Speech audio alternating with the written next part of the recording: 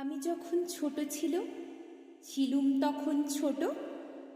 আমার ছুটির সঙ্গী ছিল ছবি আঁকার পটো। বাড়িতে তার ছিল বুঝি শঙ্খী নদীর মোড়ে, নাগকন্যা আস্ত ঘাটে শাঁখের নৌকো চড়ে। চাপার মতো আঙুল দিয়ে বেনির বাঁধন খুলে ঘন কালো চুলের গুচ্ছে কি ঢেউ দিত তুলে। রৌদ্র আলোয় ঝলক দিয়ে বিন্দু বাড়ির মতো মাটির উপরে পড়ত ঝরে মুক্তা মানিক কত। নাগকেশরের তলায় বসে পদ্ম ফুলের কুড়ি, দূরের থেকে কে দিত তার পায়ের তলায় ছুঁড়ি। একদিন সেই নাগকুমারী বলে উঠল, কে ও? জবাব পেলে দয়া করে আমার বাড়ি যেও।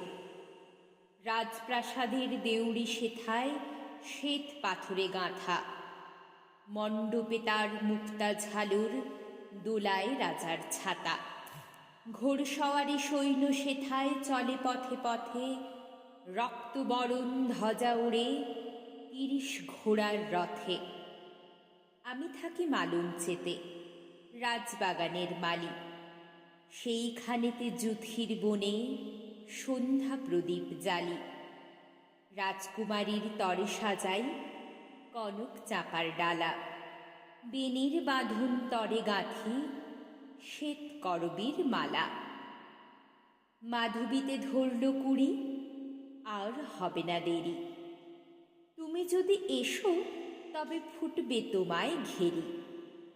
উঠবে জেগে রমণীগুচ্ছ পায়ের আসনটিতে, সামনে তোমার করবে নৃত্য ময়ূর ময়ূরীতে।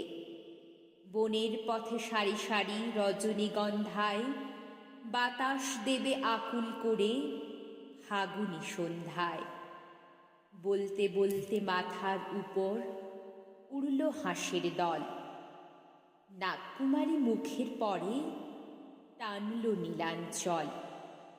ধীরে ধীরে নদীর উপরে নামল নীরব পায়ে, ছায়া হয়ে গেল কখন চাঁপা গাছের ছায়ে।